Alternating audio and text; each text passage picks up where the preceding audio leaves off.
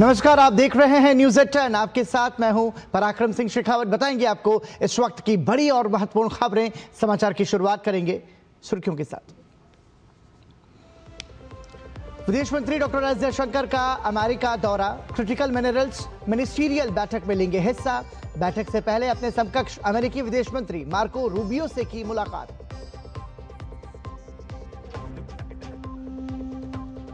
संसद के दोनों सदनों में राष्ट्रपति के अभिभाषण पर धन्यवाद प्रस्ताव पर आज भी चर्चा जारी रहेगी।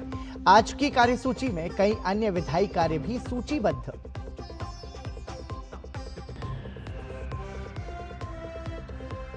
सुप्रीम कोर्ट में पश्चिम बंगाल की मुख्यमंत्री ममता बनर्जी की एसआईआर प्रक्रिया को चुनौती देने वाली याचिका पर सुनवाई आज।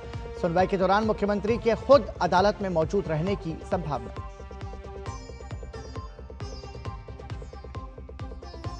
शांति वार्ता के लिए आज फिर आमने सामने होंगे रूस यूक्रेन। वार्ता से पहले रूस ने किया यूक्रेन पर हमला। व्हाइट हाउस ने दिया बयान, कहा हमले से नहीं हुई कोई हैरानी।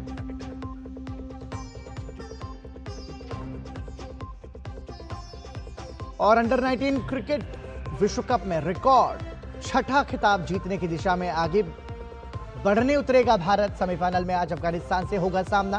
प्रतियोगिता में अब तक अजेय है भारतीय टीम। और सुर्खियों के बाद आइए न्यूज़ एट 10 में खबरों की शुरुआत करते हैं। विदेश मंत्री डॉक्टर एस जयशंकर आज अमेरिका में क्रिटिकल मिनरल्स पर आयोजित होने वाली मंत्री स्तरीय बैठक में शामिल होंगे। इस बैठक में भागीदार देश क्रिटिकल मिनरल्स की सप्लाई चेन और इससे संबंधित रणनीतिक सहयोग पर चर्चा करेंगे। मंत्री स्तरीय बैठक के अलावा डॉक्टर एस जयशंकर अमेरिकी प्रशासन के वरिष्ठ सदस्यों से भी मिलेंगे। दरअसल महत्वपूर्ण खनिज उस बातचीत का एक अहम हिस्सा बन गए हैं जिसमें दोनों देश भरोसेमंद और अलग अलग सप्लाई चेन स्थापित करना चाहते हैं। महत्वपूर्ण खनिज सप्लाई चेन को मजबूत और अलग अलग बनाने के लिए मिलकर किए जा रहे प्रयासों को आगे बढ़ाने के लिए बैठक का आयोजन किया गया है। अमेरिकी विदेश विभाग के मुताबिक ये ऐतिहासिक बैठक तकनीकी नवाचार, आर्थिक ताकत और राष्ट्रीय सुरक्षा के लिए जरूरी इन महत्वपूर्ण घटकों को सुरक्षित करने के लिए सहयोग को बढ़ावा देगी। इससे पहले डॉक्टर एस जयशंकर ने अपने अमेरिकी समकक्ष मार्को रूबियो से मुलाकात की। इस दौरान द्विपक्षीय सहयोग के साथ क्षेत्रीय और वैश्विक मुद्दों पर चर्चा हुई। भारत अमेरिका की रणनीतिक भागीदारी वाले जिन मुद्दों पर चर्चा हुई उनमें व्यापार, ऊर्जा, परमाणु, रक्षा, खनिज और टेक्नोलॉजी शामिल थे। इस दौरान साझा हितों को आगे बढ़ाने वाले तंत्र की जल्द बैठक पर सहमति बनी। रूबियो डॉक्टर एस जयशंकर की ये मुलाकात अमेरिका और भारत के बीच उस व्यापार समझौते पर घोषणा के एक दिन बाद हुई जिसके तहत भारतीय सामानों पर अमेरिकी टैरिफ कम किए गए हैं। इस घोषणा से दोनों पक्षों के बीच उच्च स्तरीय मुलाकातों को और गति मिली है। भारत और अमेरिका ने हाल के वर्षों में आर्थिक सुरक्षा से जुड़े मुद्दों पर जुड़ाव बढ़ाया है।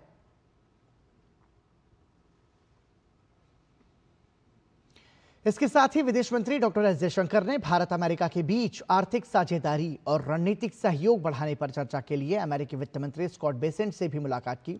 विदेश मंत्री ने सोशल मीडिया प्लेटफॉर्म एक्स पर तस्वीरें साझा कर इसकी जानकारी दी। विदेश मंत्री ने अपने संदेश में लिखा कि वॉशिंगटन डीसी में अमेरिकी वित्त मंत्री से मिलकर खुशी हुई।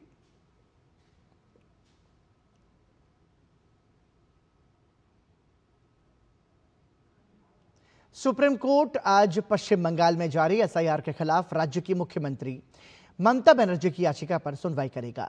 इसके साथ ही इस मामले से जुड़ी अन्य याचिकाओं पर भी आज सुनवाई होना है। मुख्यमंत्री ममता बनर्जी आज होने वाली इस सुनवाई के दौरान सुप्रीम कोर्ट में मौजूद भी रह सकती हैं। प्रधान न्यायाधीश सूर्यकांत, न्यायमूर्ति जॉय माल्या बागची और न्यायमूर्ति विपुल एम पंचोली की पीठ मोस्तरी बानू और टीएमसी सांसद डेरेक ओब्रायन और डोला सेन की 3 याचिकाओं पर सुनवाई करेगी। ममता बनर्जी सुनवाई में उपस्थित होकर अपनी दलीलें खुद पेश कर सकती हैं। ममता बनर्जी ने यह याचिका 28 जनवरी को दायर की थी। इस मामले में उन्होंने निर्वाचन आयोग और पश्चिम बंगाल के मुख्य निर्वाचन अधिकारी को पक्ष बनाया था। ममता ने इससे पहले मुख्य निर्वाचन आयुक्त को पत्र लिखकर चुनाव से पहले राज्य में जारी एसआईआर को रोकने का आग्रह किया था। वहीं सुप्रीम कोर्ट ने 19 जनवरी को कई निर्देश जारी करते हुए कहा था कि पश्चिम बंगाल में एसआईआर प्रक्रिया पारदर्शी होनी चाहिए और किसी को असुविधा नहीं होनी चाहिए। और आइए अब बात कर लेते हैं संसद की। संसद के दोनों सदनों में राष्ट्रपति के अभिभाषण पर चर्चा आज भी जारी रहेगी। इसके साथ ही लोकसभा और राज्यसभा की कार्यसूची में कई महत्वपूर्ण अन्य विधायी कार्य भी सूचीबद्ध है। दोनों सदनों में प्रश्नकाल के दौरान विभिन्न मंत्रालयों से कई महत्वपूर्ण प्रश्न भी पूछे जाएंगे। इसके साथ ही दोनों ही सदनों में शून्यकाल के दौरान सांसद लोकहित से जुड़े कई महत्वपूर्ण मुद्दों को सदन में उठाएंगे। हालांकि विपक्ष के हंगामे के चलते सदन की कार्यवाही लगातार बाधित रही है। सदन में हंगामा करने के चलते विपक्ष के 8 सांसद पूरे बजट सत्र के लिए निलंबित भी कर दिए गए हैं। तो संसद में राष्ट्रपति के अभिभाषण पर संसद के दोनों सदनों में आज भी चर्चा जारी रहेगी, लेकिन विपक्ष के व्यवधान की वजह से यह चर्चा बाधित रही है। और इन सब के बीच संसद के दोनों सदनों में सुचारू कामकाज हो सके, यह महत्वपूर्ण है। साथ ही साथ आपको बता दें कि लोकसभा में असंसदीय व्यवहार के चलते विपक्ष के 8 सांसदों को निलंबित भी कर दिया गया है और यह निलंबन पूरे सत्र के लिए किया गया है। संसद में राष्ट्रपति के अभिभाषण पर चर्चा लगातार जारी है और संसद के दोनों सदनों में यह चर्चा आज भी जारी रहेगी। लेकिन बड़ा सवाल यह है कि गतिरोध जो है और जो व्यवधान है वो ना हो, तभी संभवतः जो सही मायने में चर्चा का महत्व है वो साकार भी हो पाएगा। राष्ट्रपति के अभिभाषण पर धन्यवाद प्रस्ताव के तहत संसद के दोनों सदनों में चर्चा जारी है। संसद का बजट सत्र और अपने आप में तो महत्वपूर्ण होता ही है, लेकिन जिस तरीके की तस्वीरें संसद से सामने आ रही हैं वो एक बड़ा सवाल खड़ा करती हैं। वो सवाल ये है कि आखिर संसद में गंभीर चर्चा की स्थिति देखने को कब मिलेगी। संभवतः हो सकता है कि आज लोकसभा में राष्ट्रपति के अभिभाषण पर धन्यवाद प्रस्ताव के तहत इस चर्चा का जवाब भी दिया जाए, लेकिन इसके लिए बहुत महत्वपूर्ण है कि बिना व्यवधान के, बिना किसी हंगामे के ये चर्चा सदन में हो सके। और यही तस्वीर देखने की दरकार भारत के आम नागरिक की भी है। लेकिन लोकसभा अध्यक्ष ओम बिरला ने भी कहा कि संसद जो है वो नियम प्रक्रिया के अनुरूप ही चलना चाहिए। असंसदीय व्यवहार संसद में नहीं होना चाहिए। आपको बता दें कि जिन 8 सांसदों का निलंबन किया गया है वो निलंबन इसलिए किया गया क्योंकि जो अध्यक्षीय आसन थी उसके सामने पेपर उछाले गए थे और यही कारण बना कि विपक्ष के 8 सांसदों को निलंबित किया गया। इस मामले में पूरी जानकारी के लिए हमारे साथ जुड़ रहे हैं हमारे सहयोगी अनुज यादव। अनुज, बड़ा सवाल यह है कि राष्ट्रपति के अभिभाषण के तहत, धन्यवाद प्रस्ताव के तहत ये चर्चा होनी है, लेकिन गतिरोध की स्थिति हम देख रहे हैं, विपक्ष के व्यवधान की स्थिति हम देख रहे हैं और 8 सांसदों का निलंबन भी हुआ है असंसदीय व्यवहार की वजह से। देखिए, ये सिर्फ गतिरोध नहीं है पराक्रम, ये एक तरीके से अलोकतांत्रिक परंपराओं की पराकाष्ठा है। क्योंकि जिस तरीके से लगातार बार बार सदन की तरफ से, लोकसभा अध्यक्ष की तरफ से अपील की गई है लोकसभा के अंदर जो विपक्ष के तमाम सांसद हैं कि कम से कम राष्ट्रपति के अभिभाषण पर आप चर्चा में हिस्सा लें।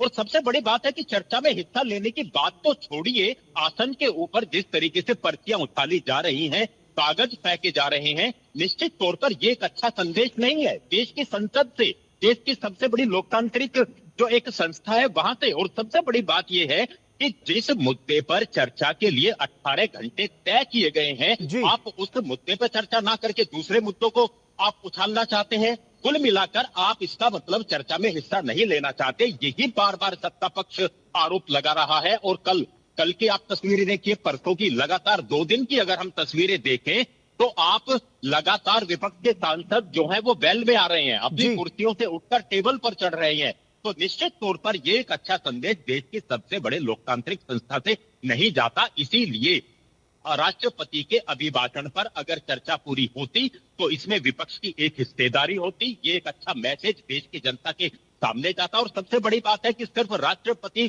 के अभिभाषण पर चर्चा ही नहीं, बल्कि प्रश्नकाल की जो कार्यवाही होती है वो भी लगातार बाधित हो रही है। और प्रश्नकाल के दौरान हम सब जानते हैं कि देश की जनता से जुड़े हुए अलग अलग मंत्रालयों के मुद्दे जो है वो उठते हैं, उनके जवाब जो केंद्रीय मंत्री हैं वो देते हैं, ये एक सबसे बड़ी बात है। तो कुल मिलाकर कह सकते हैं कि पिछले 2-3 से जो लगातार गतिरोध विपक्ष के कारण बन रहा है, उससे ना सिर्फ संसद की कार्रवाई पराक्रम बाधित हो रही है, बल्कि एक ऐसा संदेश देश की जनता के सामने जा रहा है जिससे विपक्ष की खुद की ही हम कहें तो एक तरीके से आलोचना होती हुई नजर आ रही है। बिल्कुल अनुज, संसद का जो प्रश्नकाल है वो अपने आप में एक महत्वपूर्ण समय होता है जिसमें विभिन्न मंत्रालयों से सवाल पूछे जाते हैं और संबंधित मंत्री उनका जवाब भी देते हैं। लेकिन इस व्यवधान की वजह से यदि हम इसकी शुरुआत होने की बात करें तो हमने देखा कि लोकसभा में जो विपक्ष के नेता हैं राहुल गांधी, वो एक ऐसा तथ्य पढ़ने की कोशिश कर रहे हैं जो प्रकाशित ही नहीं हुआ एक पुस्तक के रूप में। और लोकसभा अध्यक्ष ने भी कहा कि नियम के अनुरूप जो प्रकाशित नहीं किया गया है, जिसकी जानकारी आप पहले से टेबल पर नहीं देते हैं, टेबल ऑफिस पर नहीं देते हैं, उस पर कोई बातचीत नहीं की जा सकती, उसे आप सदन के भीतर नहीं पढ़ सकते। लेकिन नैरेटिव ये फैलाने की कोशिश की जा रही है राहुल गांधी की तरफ से कि उन्हें संसद में बोलने नहीं दिया जा रहा है। देखिए पराक्रम, सबसे बड़ी बात है कि संसद की कार्रवाई नियमों से चलती है और नियमों से जो लोकसभा अध्यक्ष है वो भी बंधे हुए हैं, नियमों से जो संसद के सदस्य हैं चाहे वो किसी भी राजनीतिक दल के हों वो सभी नियमों से बंधे हुए हैं। नियमों से परे जाकर संसद की कार्रवाई नहीं चल सकती, सबसे बड़ी बात यही है। और जिस तरीके से राहुल गांधी जो विपक्ष के नेता हैं उन्होंने एक ऐसा मुद्दा उठाया जो अप्रकाशित किताब है, जो पूर्व आर्मी चीफ है नरवणे, उनकी अप्रकाशित किताब है। वो तो देखिए उसको तो सरकार की मंजूरी ही अभी तक नहीं मिली है उसे छपने के लिए, तो उसका किस तरीके से आप उल्लेख कर सकते हैं। और ये इसीलिए केंद्रीय रक्षा मंत्री राजनाथ सिंह ने भी इस बात का कहा कि आप अपनी बात को रखिए। ठीक है, राहुल गांधी विपक्ष के नेता है, वो सदन के अंदर अपनी कोई बात रखना चाहते हैं तो कम से कम तथ्यों के आधार पर तो अपनी बात को रखें। आप तथ्य बताइए, उस तथ्य को कैसे माना जा सकता है जो किताब अभी तक छपी ही नहीं है। दूसरी सबसे बड़ी बात है, ये तो बार बार सत्ता पक्ष भी और केंद्रीय संसदीय मंत्री भी इस बात को कहते रहे हैं, लोकसभा के अध्यक्ष भी इस बात को कहते हैं। देखिए किसी भी मुद्दे पर सरकार चर्चा कराने को तैयार है, लेकिन चर्चा के लिए एक समय रखा जाता है। फिलहाल तो राष्ट्रपति जो अभी भाषण जो उन्होंने दिया संसद के अंदर उस पर चर्चा हो रही है, 18 घंटे की चर्चा है, आप उसमें हिस्सा लीजिए। उसके बाद 13 फरवरी तक आपकी संसद चलनी है, आप नियम के तहत अब चर्चा का विषय आप लेकर आइए, उस पर सरकार चर्चा कराएगी अगर उचित चर्चा होगी। यही तो सबसे बड़ी बात है। लेकिन संसद को लगातार बाधित करना, कांग्रेस के 8 सदस्यों का निलंबन किया गया, ये कोई छोटी बात नहीं है, ये कोई अच्छा मैसेज नहीं है जो देश की संसद की तरफ से जाता है। कांग्रेस के ऐसे 8 सांसदों का निलंबन हुआ है जो लगातार वेल में आ रहे थे, समझाने के बाद भी वेल में आ रहे थे, अपील करने के बाद भी आ रहे थे, और सिर्फ तस्वीरों में पूरे देश की जनता ने देखा कि कागजों को आसन के ऊपर फाड़कर फेंका जा रहा था।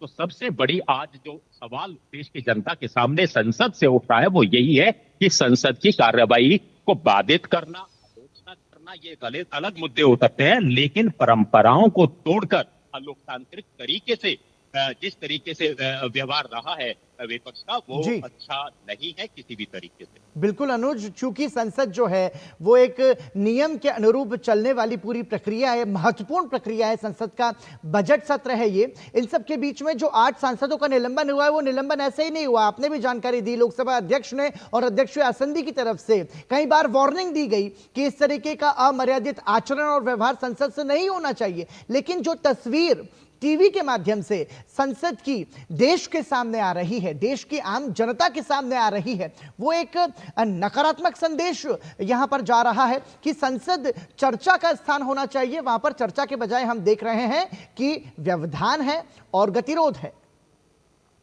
देखिए सबसे बड़ी बात यही है कि गतिरोध के लिए आप अलग अलग मुद्दों को तो लेकर आते हैं, लेकिन उन मुद्दों के अंदर कितने तथ्य हैं, कितनी सच्चाई है, ये भी एक बार बार सवाल उठता है। आपने ट्रेड डील को लेकर बार बार पिछली बार भी संसद में सवाल उठाए थे विपक्ष ने, लेकिन अब तो ट्रेड डील पे एक बहुत बड़ा फैसला हुआ है। यूएस के साथ अच्छी ट्रेड डील हुई है, टैरिफ कम हुआ है।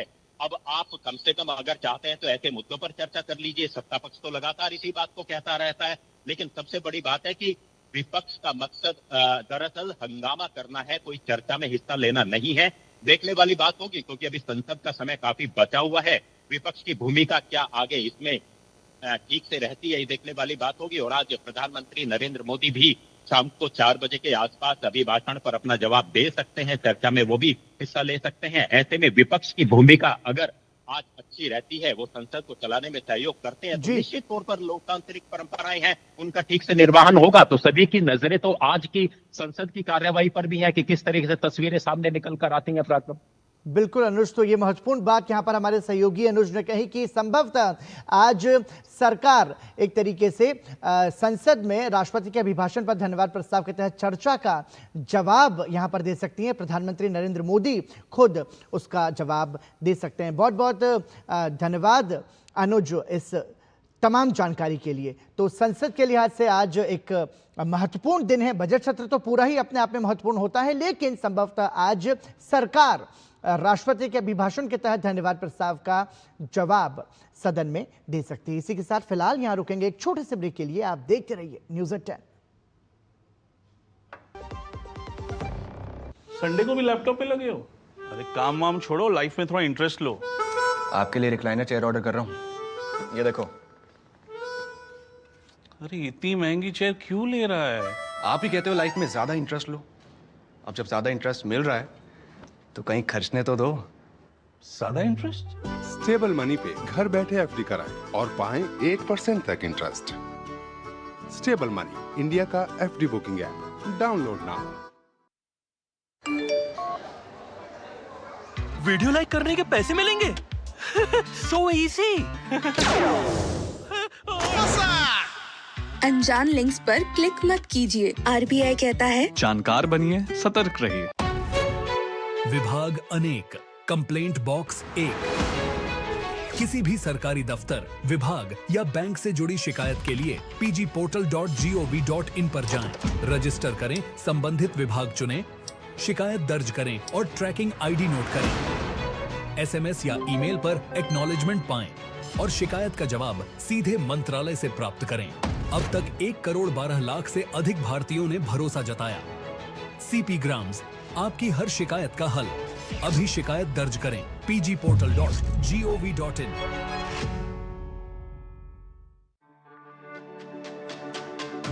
मेरी पसंद, मेरी पसंद, मेरी पसंद, मेरी पसंद, हमारी पसंद, हम सबकी पसंद। मजबूत देश का मजबूत सरिया हो गया स्टील। पता है, I was a bright student. कुछ करना चाहती थी, कुछ बनना चाहती थी। आप अपना खुद का स्टार्ट कीजिए ना, खुद का बिजनेस। पर उसमें पैसे तो बहुत लगेंगे ना। Zero investment. Zero investment? हाँ, I'm doing it. मैं एक principal madam, she is my client. मैं LIC एजेंट हूँ। LIC एजेंट बनो, अब बड़ा सोचो। हमारी वेबसाइट पर जाएं या अपनी नजदीकी LIC शाखा से संपर्क करें। ब्रेक के बाद एक बार फिर आपका स्वागत। आप देख रहे हैं न्यूज़ 10। आरबीआई की मौद्रिक नीति समिति MPC की 3 दिवसीय बैठक आज से शुरू हो रही है। इस बैठक का फोकस देश में महंगाई को और कम करने और भारत अमेरिका ट्रेड डील पर रहेगा।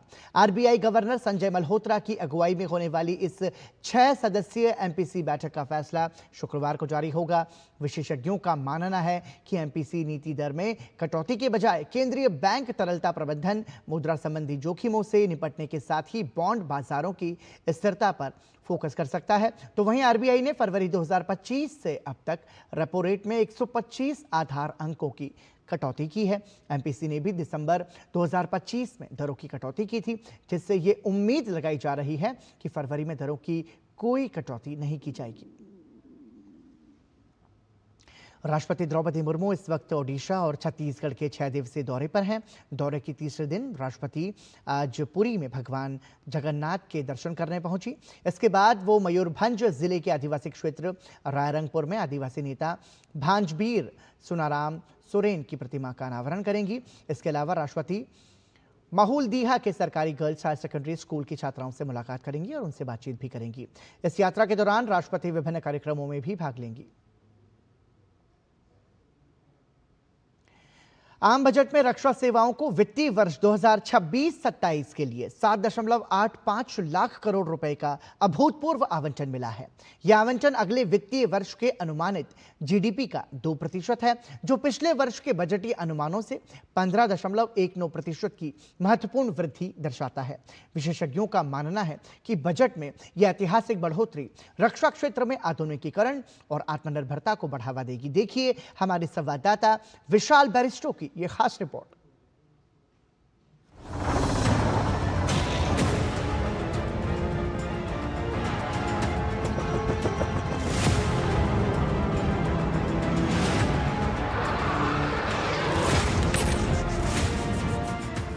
इस वर्ष का रक्षा बजट केंद्र सरकार के कुल खर्च का 14.67% है, जो कि सभी मंत्रालयों में सबसे अधिक है।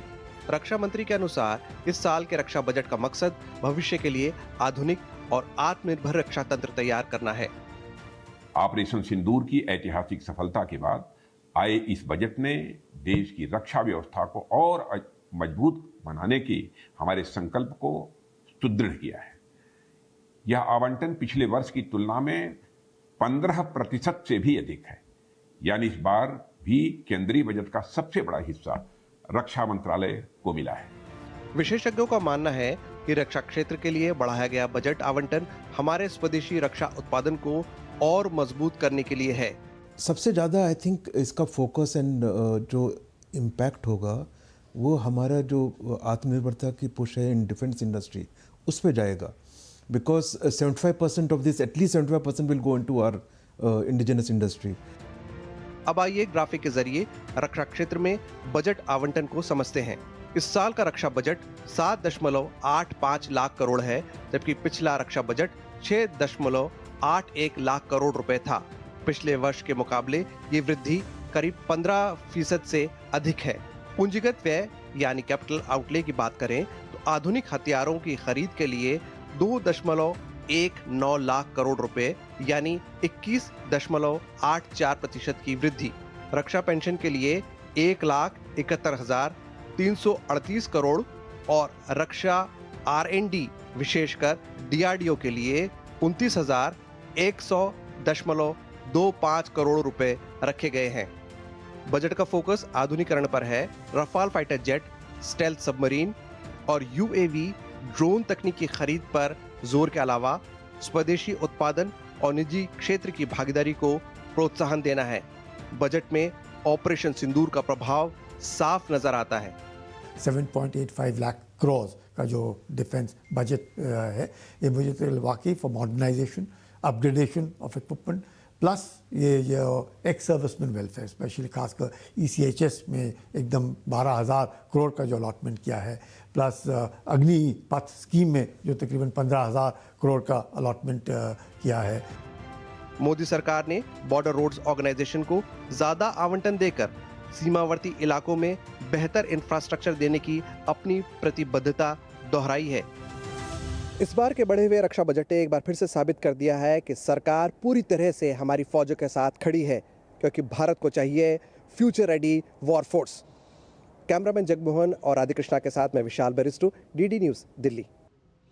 मध्य प्रदेश सरकार ने सूक्ष्म सिंचाई के साथ सेंसर आधारित ऑटोमेशन फर्टिगेशन प्रणाली को प्रोत्साहित करने के लिए एक नई योजना शुरू की है।